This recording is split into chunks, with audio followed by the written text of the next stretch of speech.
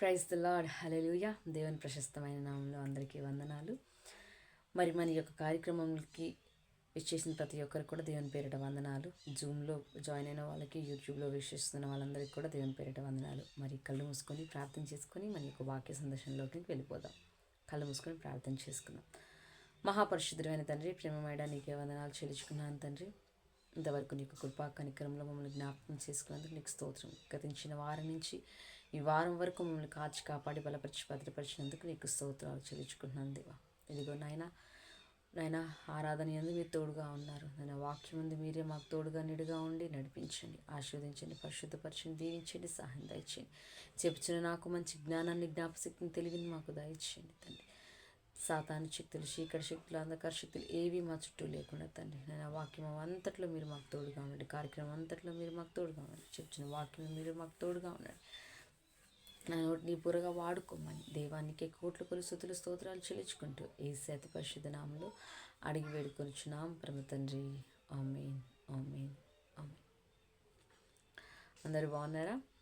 సరే, ఈరోజు మన యొక్క వాక్య సందేశం వచ్చి బైబిల్లో అనేక స్త్రీల గురించి మనం చదువుకుంటూ ఉంటాము, అనేక స్త్రీల గురించి మనం తెలుసుకుంటూ ఉంటాము. అలాగే దేవుడు కొంతమంది స్త్రీలను వాళ్ళ గురించి ఎక్కువగా చెప్పకపోయినప్పటికీ కూడా వారి గురించి దేవుడు బైబిల్ గ్రంథంలో రాసించాడు. వాళ్ళలోనే ఒకరిని మనం ఈరోజు తెలుసుకోబోతున్నాం. అది ఎవరంటే యునేకే. ఎవరండి? యునేకే. యునేకే ఎవరో కాదు, యునేకే తిమోతి యొక్క మదర్, అంటే తిమోతి యొక్క తల్లి. ఈ యునేకే గురించి మనం ఎందుకు తెలుసుకోబోతున్నామంటే, ఒక తల్లిగా తను దేవునికి తన కుమారుని ఎలా పెంచాలి, ఎలా దేవునికి అప్పగించాలి, దేవునిలో ఎలా ఉంచాలనేది ఆ యొక్క తల్లి ఎంత తపన పడిందో మనము ఈరోజు తెలుసుకుందాము. అవును కదా, మన పిల్లలు దేవునిలో పెరుగుతున్నారు అంటే, దేవునిలో ఎదుగుతున్నారు అంటే, దేవునిలో జీవిస్తున్నారు అంటే ఒక తల్లిగా మనకి ఎంతో సంతోషంగా ఉంటుంది. లోకం వైపు కాకుండా, లోక ఆశల వైపు కాకుండా, లోక ఆలోచనల వైపు కాకుండా, లోక క్రియల వైపు కాకుండా, దేవుని సేవ చేస్తున్నా, దేవుని పట్ల ఎంతో అమితంగా ప్రేమగా ఉన్నా, లేదా దేవుని పని పట్ల ఎంతో ఆసక్తి కలిగి ఉన్నా, దేవుని పట్ల ఎంతో ఆసక్తి కలిగి ఉంటే ఆ తల్లి ఎంతో సంతోషపడుతుంది.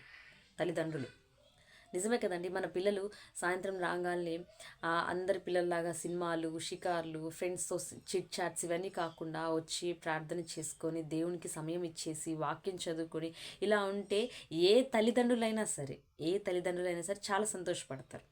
అవును కదా. మరి అట్లాగే దేవుడు అలా ఉంటే దేవుడు కూడా ఎంతో ఆశీర్వదిస్తాడు, ఎంతో బలపరుస్తాడు, ఎంతో కృప పొందిన వారంగా ఆ బిడ్డలు ఎదుగుతారు. దేవుడు ఎంతో చక్కగా తన సేవకు వాడుకుంటాడు. మరి అలాంటి సిచ్యువేషన్లో మరి ఇప్పుడు ప్రజెంట్ జనరేషన్ ఎలా ఉందండి? లేస్తే మనం అందరికి ఇప్పుడు చిన్నప్పటి నుంచే మొబైల్ ఫోన్స్ ఒకటి ఇచ్చేస్తుంటాము.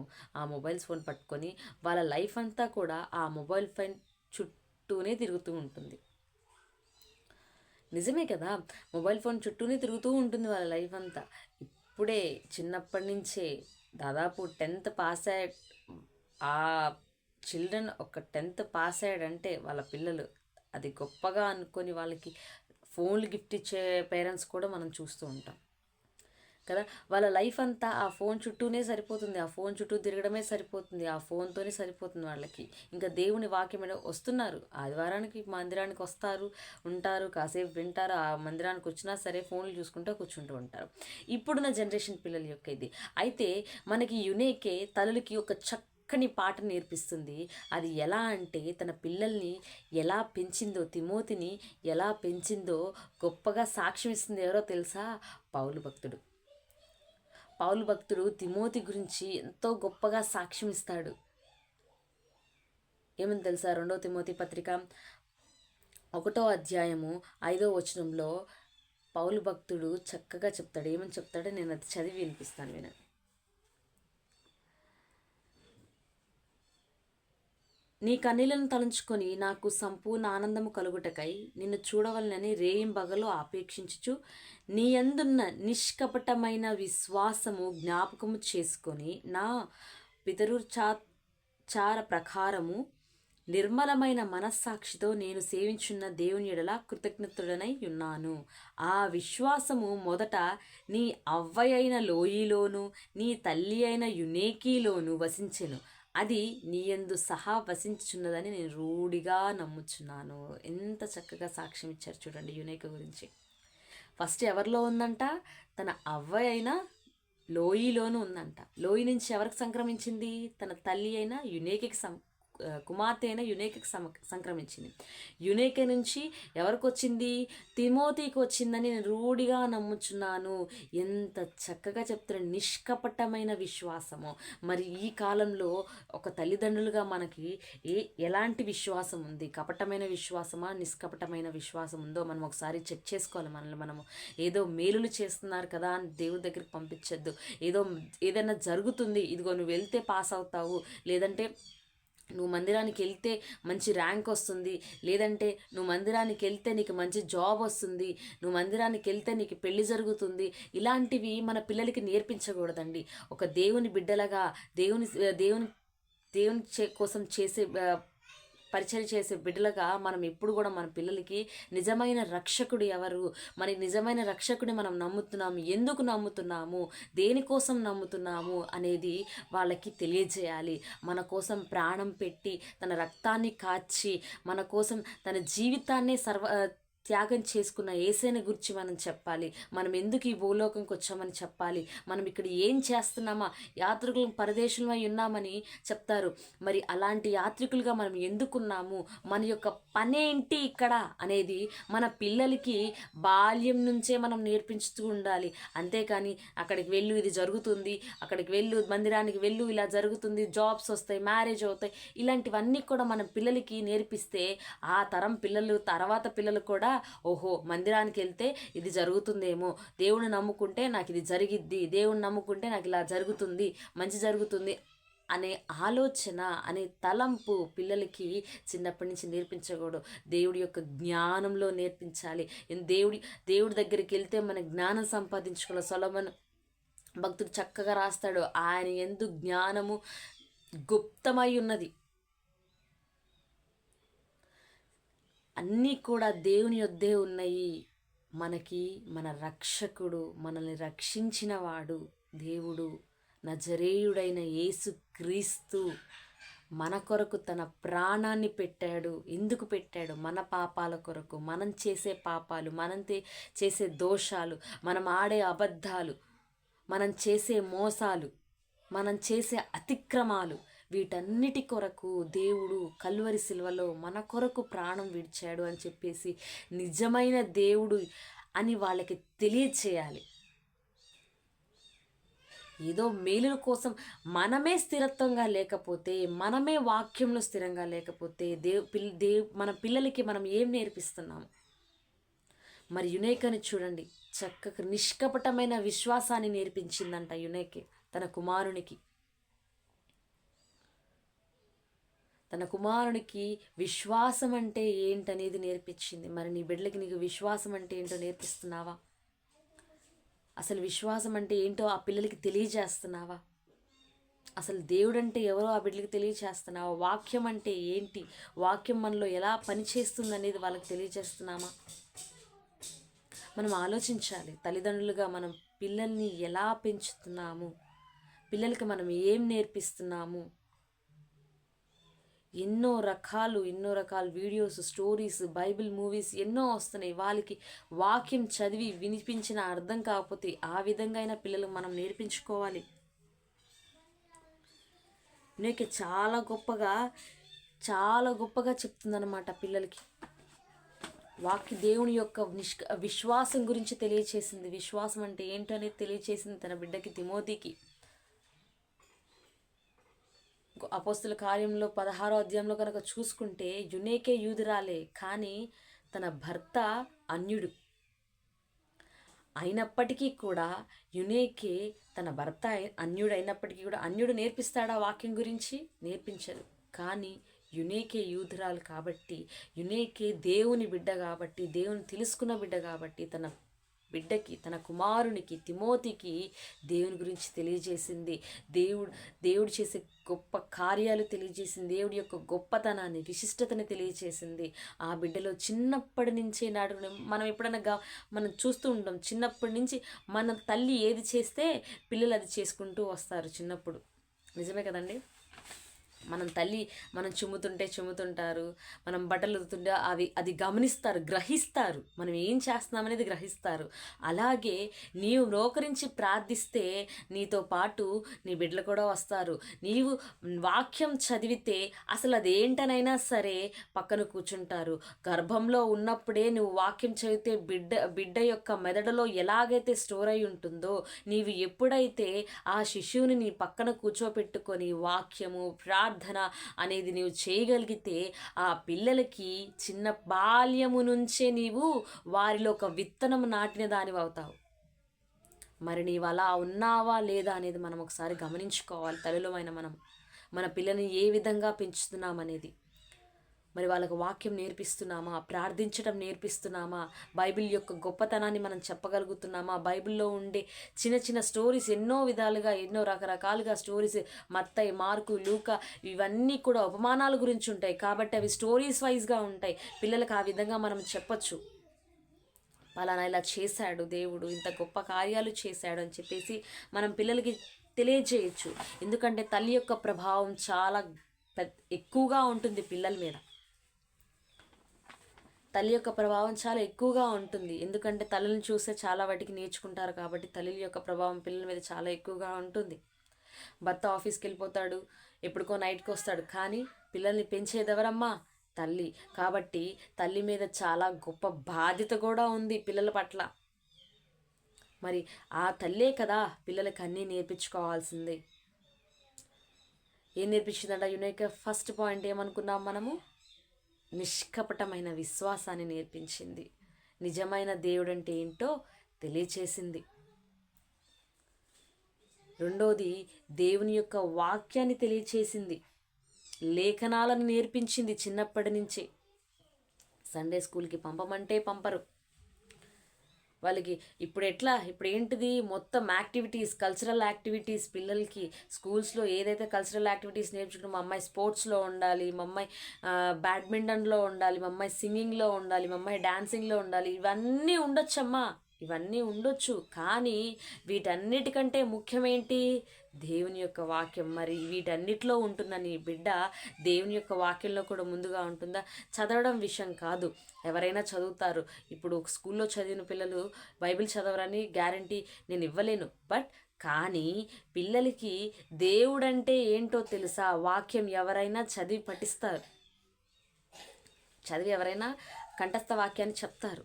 కానీ సండే స్కూల్కి పంపడం ద్వారా దేవుని యొక్క వాక్యం వాళ్ళు నేర్చుకుంటారు. అసలు ఏంటి ఆ వాక్యం, ఎందుకు చెప్పింది, పలానా స్టోరీ ఎందుకు వచ్చింది, యోసేపు రాజు ఎందుకు అయ్యాడు? ఈ పిల్లల్ని ఒకసారి ప్రశ్నించి చూడండి. యోసేపు ఎందుకు రాజు అయ్యాడు? ఆ యొక్క అధికారిగా ఎందుకు ఇవ్వబడ్డాడు? ఎస్తేరు యువరాణి ఎందుకు అయింది? యువరాణి ఏం చేసింది? సమూయేలు ఎట్లా అభిషేకించబడ్డాడు? దావీదు ఎలా చిన్నతనంలోనే దావీదునే మనం ఉదాహరణగా తీసుకోవచ్చు. అది చిన్న వయసులో అభిషేకం పొందాడు, దేవుని యొక్క అభిషేకం పొందాడు దావీదు. అంత చిన్న ఏజ్లో గొలియాతుని ఎలా చంపగలిగాడు? దేని ద్వారా చంపగలిగాడు?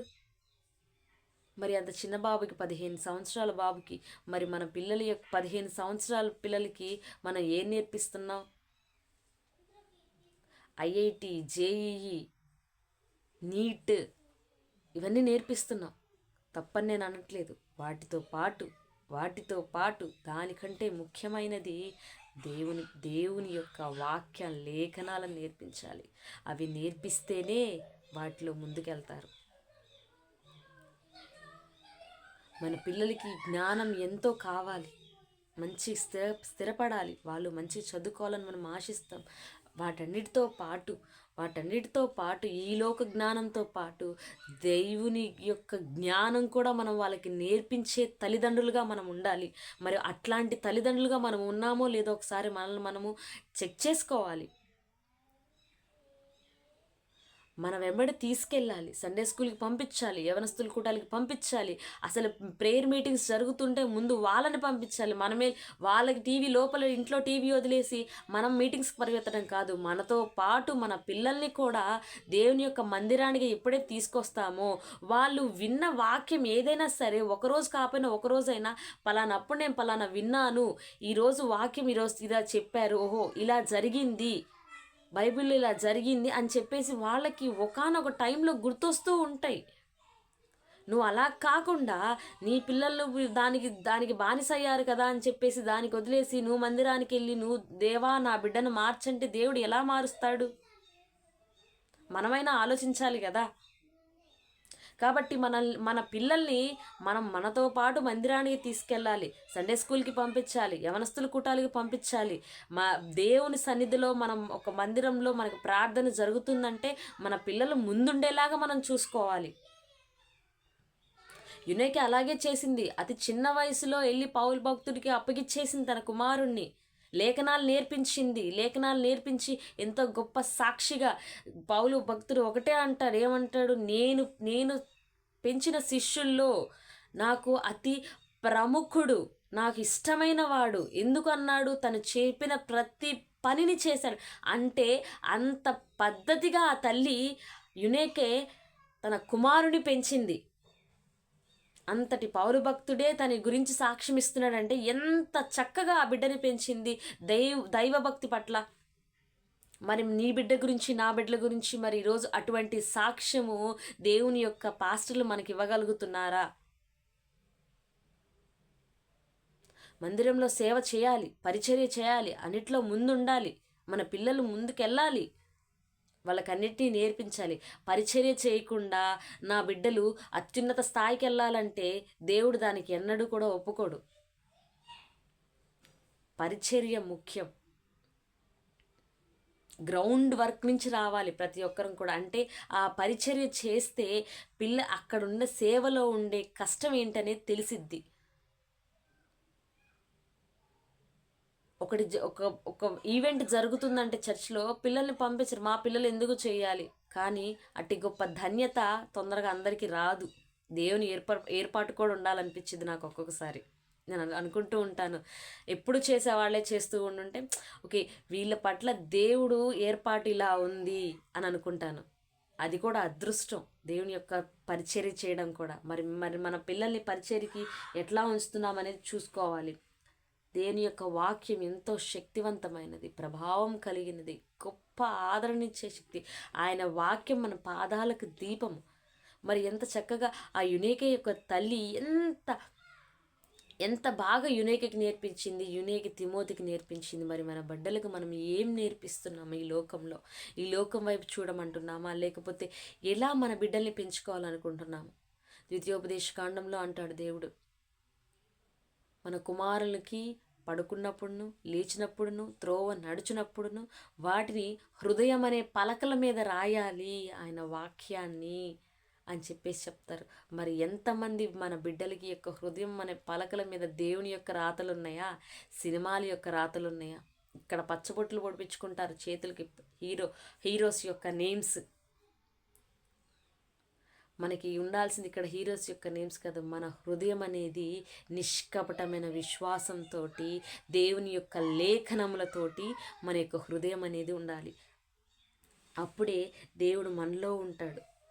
మనం ప్రతిదీ కూడా పిల్లలకి నేర్పించుకోవాలి. అరే అబద్ధం ఆడితే దేవుడు ఇలా శిక్ష వేస్తాడు, మోసం చేస్తే దేవుడు ఇలా శిక్ష వేస్తాడు. మనము పిల్లలకి ప్రతి ఒక్కటి కథల రూపంలో, చిన్న చిన్న కథల రూపంలో, లేక ఉపమాన రూపంలో వాళ్ళకి ఎప్పుడైతే మనం చెప్పగలుగుతామో వాటి నుండి వాళ్ళు తొలగిపోరు. బాల్యమందే సామెతల్లో ఉంటుందమ్మా. మనం ఏం చేయాలి? పిల్లలనంట జ్ఞానవంతురాలు తన ఇల్లు కట్టును. గుణవతి అయిన భార్య పిల్లలకి చక్కగా నేర్పించుకుంటుందంట. సామెతలు 31లో మనకి స్పష్టంగా వివరిస్తాడు. సామెతల్లో చూసుకుంటే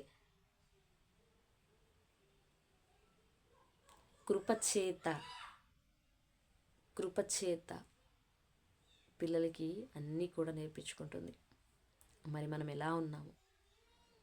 మనం ఏం నేర్పిస్తున్నాం మన పిల్లలకి? మనం ఎలా పెంచుతున్నాం మన పిల్లల్ని? బాలుడు నడవలసిన త్రోవలా వాళ్ళని నడిపించాలి. వాడు పెద్దవాడైనప్పుడు దాని నుంచి తొలగిపోడు.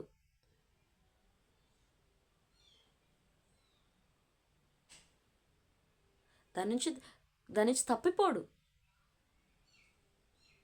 ఒకవేళ నీతిమంతులు పలుమార్లు 7 మార్లు పనులు మళ్ళీ తిరిగి లేస్తాడని దేవుడు చెప్పాడు కదా.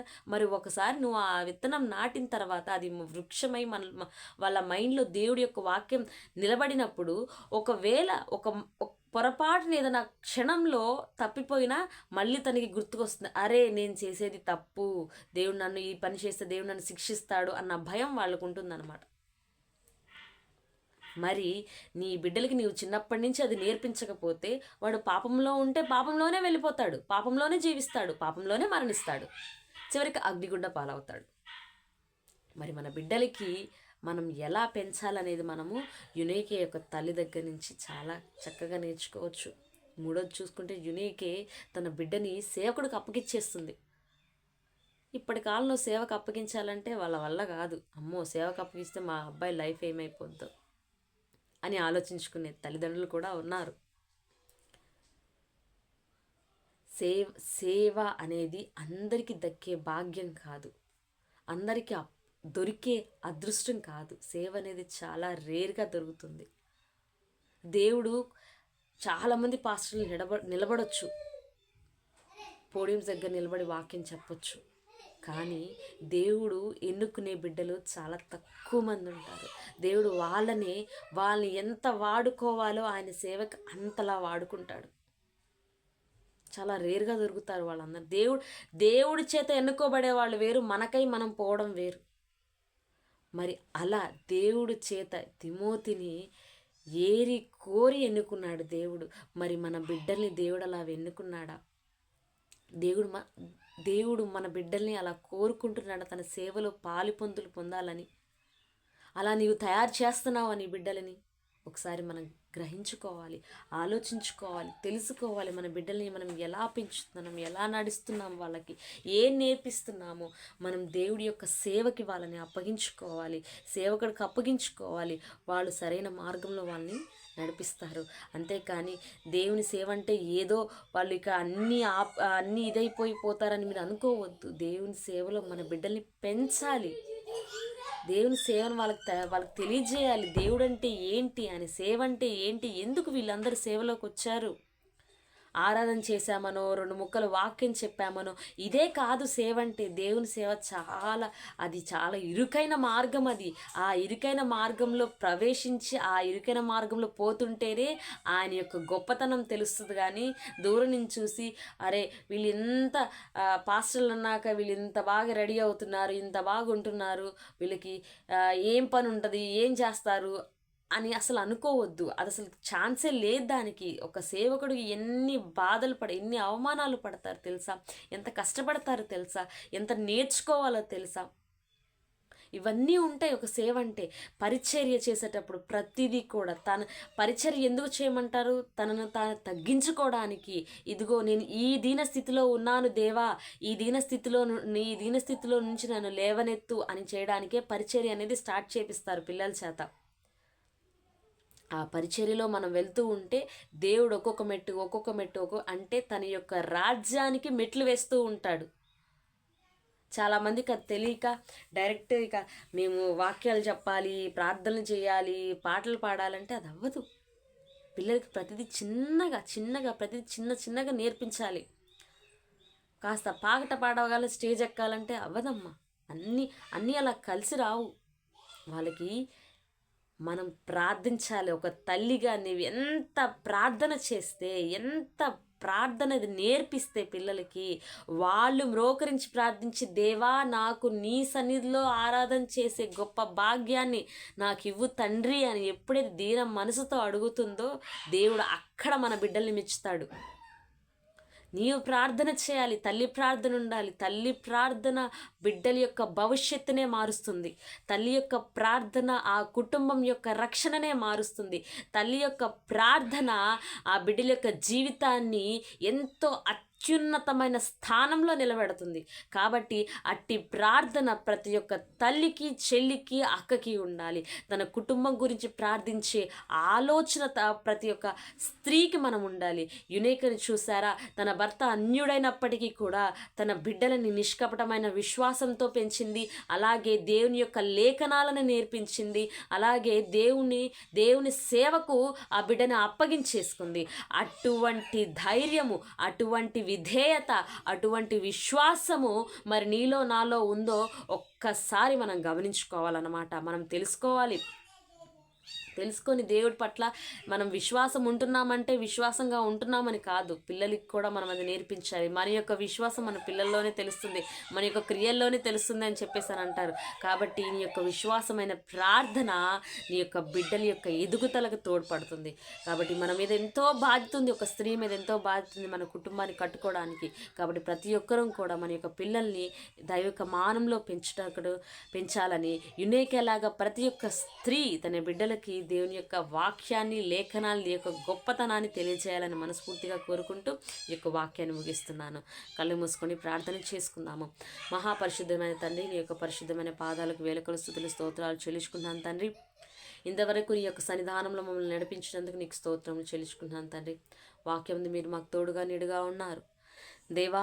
కార్యక్రమం అంతట్లో మీరు మాకు తోడుగా నీడుగా ఉన్నందుకు నీకు వందనాలు తండ్రి. అవును దేవా, యునేకే వలె తండ్రి నేను మా యొక్క బిడ్డలను తండ్రి నీ యొక్క సన్నిధానంలో పెంచుటకు సహాయం దయచేయండి. అట్టి కృపను మాకు అనుగ్రహించండి, అట్టి జ్ఞానంను మాకు అనుగ్రహించండి తండ్రి. నాయనా యునేకే వలె మేము నిష్కపటమైన విశ్వాసంతో మేము ఇంటకు సహాయం దయచేయండి. నీ యొక్క కృప కనికరం మాకు దయచేయండి తండ్రి. వీక్షిస్తున్న ప్రతి ఒక్క బిడ్డని మీరు జ్ఞాపకం చేసుకోండి.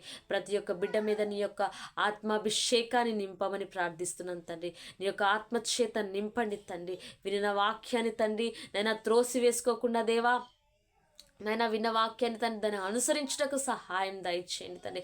ప్రతి ఒక్క స్త్రీ యునేక వలె తండ్రి తమ బిడ్డలను పెంచుటకు సహాయం దయచేయండి. నీ నామములు తండ్రి ప్రతి ఒక్క బిడ్డ ఎదుగులాగున సహాయమును దయచేయండి తండ్రి. నీకు వందనాలు. పరిచయం చేసిన ప్రతి ఒక్క బిడ్డని మీరు జ్ఞాపకం చేసుకోండి. సజీవాహిని మొత్తాన్ని మీ గ్రూప్ని మీరు జ్ఞాపకం చేసుకోండి.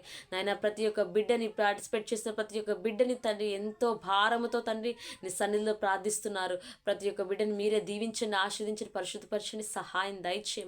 దేవానికి కోట్ల స్తుతులు స్తోత్రాలు చెల్లించుకుంటూ యేసయ్య మా ప్రార్థన తప్పుంటే మమ్మల్ని మన్నించండి. నేను చెప్పిన వాక్యలు తప్పుదములకి నన్ను క్షమించమని దేవానికి కోట్ల స్తుతులు స్తోత్రాలు చెల్లించుకుంటూ యేసయ్య అతి పరిశుద్ధ నామములో అడిగి వేడుకొనుచున్నాం పరమ తండ్రి. ఆమేన్, ఆమేన్, ఆమేన్. అందరికీ వందనాలు.